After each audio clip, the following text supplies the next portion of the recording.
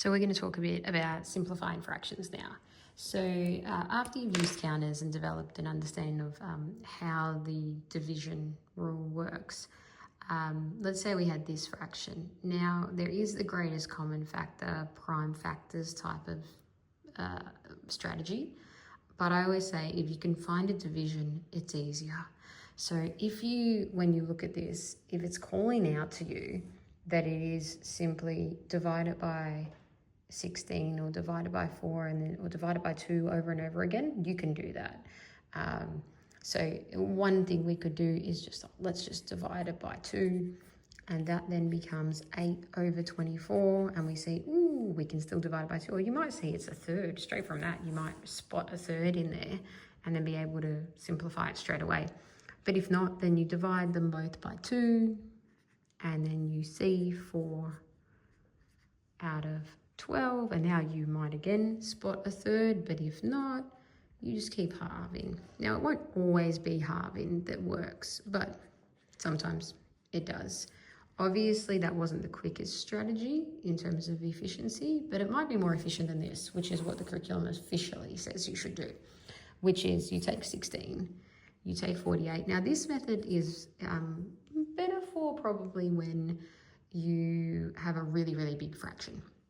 This one, it might seem a bit tedious, but you basically take 16 and you make a factor tree, and you keep going until you get to the prime factors, which is 4 times 4 is 16, and then 4 breaks into 2 times 2 and 2 times 2, and those are then prime factors. So we've got 2 to the power of 4 as the prime factor of 16, or the prime factorization of 16.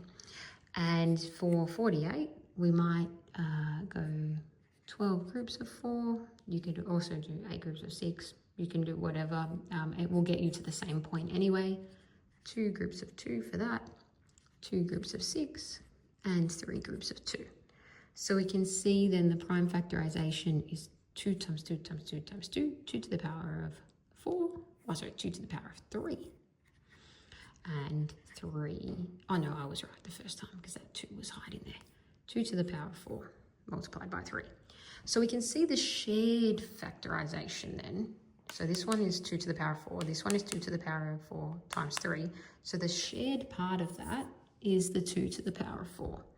So the shared factorization is 2 times 2 times 2 times 2, which is 2 times 2 is 4, times 2 is 8, times 2 is 16, which is 16, which means that the quickest way to simplify this fraction would be just to divide both parts by 16. So technically, if we had used that strategy, we divide this by 16, it becomes 1. We divide this by 16, it becomes 3. And you can see then it gets you to a third. Same as what we got to with repeated halving. But if you're in a larger fraction situation and you couldn't halve because it wasn't divisible by 2, but maybe it was divisible by 3 or something much larger, not 16 because that would just be 2, but like by 17, then you might need to use factor trees to figure out what you can divide it by, because it might not be as obvious as repeated halving some of the time. So that's the rationale for using prime factorization and the shared factors for the greatest common factor method. It's a nice tool to have up your sleeve, but will you need it often? Probably not, because chances are, even in high school, you'll be operating on fractions that if you have a good understanding of equivalence and multiplication and division, that should have by then screamed out to you, that's a third, and potentially even that might have screamed out that it's a third without the whole prime factor trees being necessary.